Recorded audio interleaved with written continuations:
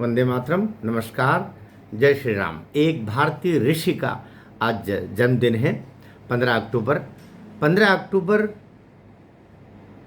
1931 को इस धरती पर एक भारतीय ऋषि का जन्म हुआ था, जिसका नाम डॉक्टर एपीजे अब्दुल कलाम था। डॉक्टर एपीजे अब्दुल कलाम भले ही मुस्लिम परिवार में पैदा हुए, लेकिन जो भारतीय मनीषा है, भारतीय वांग्मय है, उसके अंतर्गत जो ऋषि परंपरा मानी गई है, खासतौर से सनातनियों में, हिंदू धर्म में, किसी भी ऋषि से कमतर हम डॉक्टर एपीजे अब्दुल कलाम को नहीं मान सकते। वे रामेश्वर में पैदा हुए, भगवान भोलेनाथ की नगरी में पैदा हुए। पिताजी उनके नाविक थे, श्रद्धे जैनालुद्दीन। वे नाविक का कार्य करते थे आजीविका हेतु। और माता असीमा जी थी, वे गृहिणी थी। 4 भाई बहन थे, ये सबसे छोटे थे, लेकिन बचपन से ही कुशाग्र बुद्धि के साधारण विद्यालयों में पढ़े रामेश्वरम में। और प्रकारांतर से आगे जाके वे मद्रास का जो इंजीनियरिंग कॉलेज है, उसके एरोनॉटिक डिपार्टमेंट में उन्होंने इंजीनियर की डिग्री प्राप्त की। और आगे चल के जो इतिहास रचा वो हम सब जानते हैं। इस ऋषि ने अविवाहित रह कर के भारत माँ की सेवा की, इस भूमि की सेवा की, इस तरीके से सेवा की। मैं बोला करता हूँ, पृथ्वी, अग्नि, त्रिशूल, मिसाइल, परमाणु बम हमें दिया है। उस डॉक्टर अब्दुल कलाम ने मुस्लिम माँ से जन्म लिया है। और बुरी खबर सुन लो रे पाकियों, रास्ता अपना मोड़ दिया है। मुस्लिम माताओं ने जिन्ना पैदा करना छोड़ दिया है। तो हमारी भरत भूमि का ये ऋषि आज पैदा हुए। 2002 से 2007 तक वे देश के 11वें राष्ट्रपति के रूप में भी उन्होंने भारत माता की सेवा की। भारत रत्न उनको 1997 में प्रदान किया गया।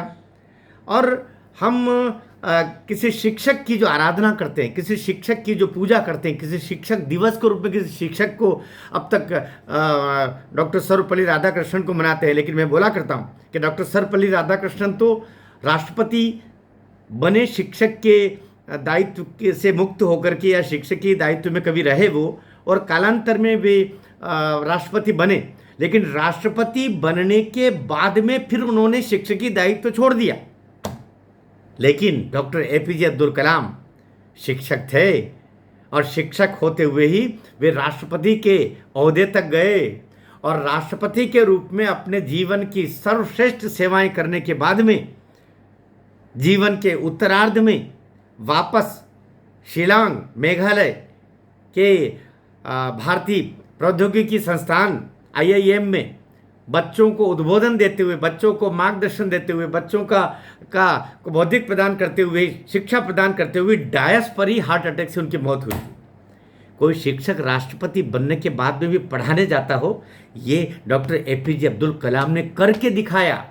इसलिए शिक्षक दिवस तो 15 अक्टूबर को बनना चाहिए, जिस दिन 15 अक्टूबर 1931 को पैदा हुए थे।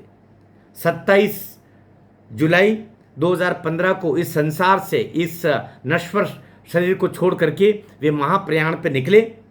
उससे पहले उन्होंने कई उपाधियां प्राप्त की। मिसाइल मैन, पृथ्वी, अग्नि, त्रिशूल, मिसाइल देने वाले वो थे। भारत के जो परमाणु परीक्षण भाग 2 जो हुआ, जिसमें अटल जी के समय पर उन्होंने बिल्कुल भारत माता के सेवक की तरह एक वैज्ञानिक का दायित्व निभाते हुए श्रेष्ठतम अपने जीवन का जो हो सकता है शिक्षा का, वो प्रदान करके और परमाणु क्षमता से भारत को श्री संपन्न किया। ये करवाने वाले एपीजे अब्दुल कलाम थे।